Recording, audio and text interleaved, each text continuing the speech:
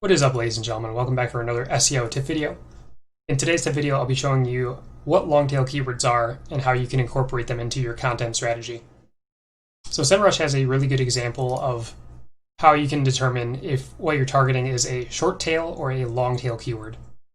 Short tail typically have a much higher amount of monthly searches, and they're typically shorter phrases or what are known as head terms, so 1 to 2 words. So in this example, you would have tomato plant as a head term. And head terms are typically phrases that you want to target that kind of encapsulate what your vertical niche is. So kind of those priority key terms that you would want your business to rank for or your website to rank for. And then as you get more long tail, the search volume drops off more, but then the phrases or the queries get more specific.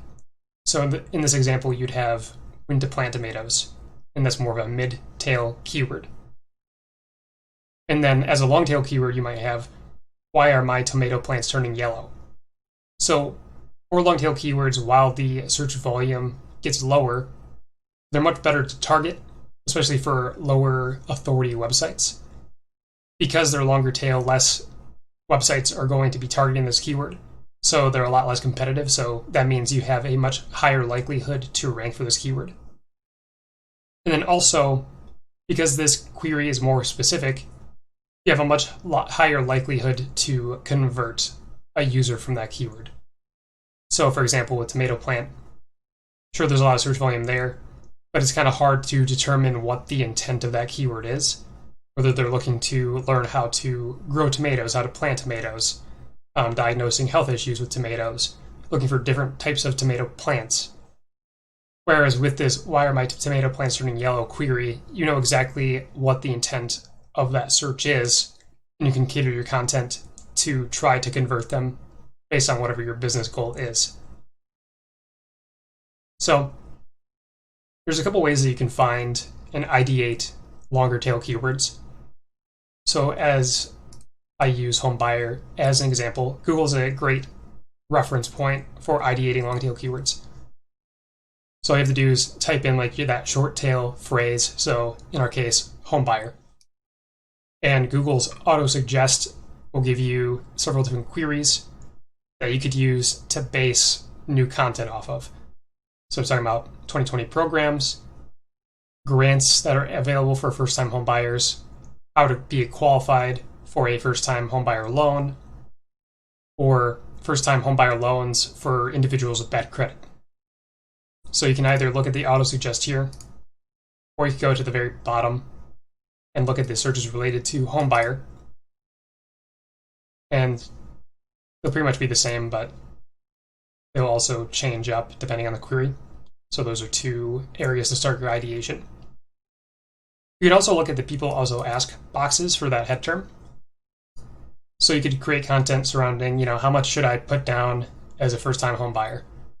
How do I become a first-time home buyer? So how do I buy a home? Should I be putting 20% down on a house? So you can take these people also ask boxes and find some content ideas through that way for long-tail phrases. The other method is to go into SEMrush or another keyword research tool. And specifically in SEMrush, they have what is known as the keyword magic tool.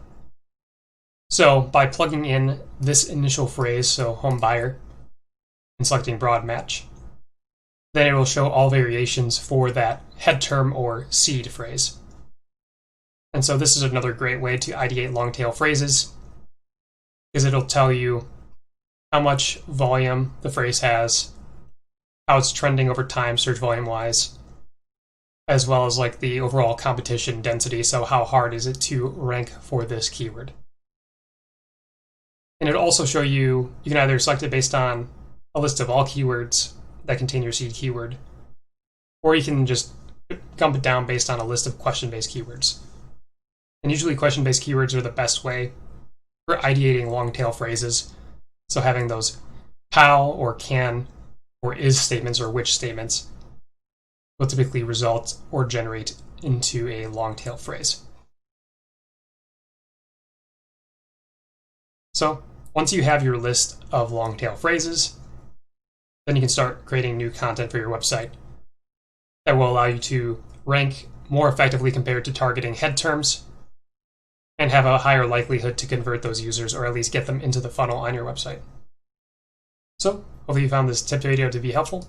If you did, be sure to drop a like, subscribe to the channel, and I will see you all for the next SEO tip video.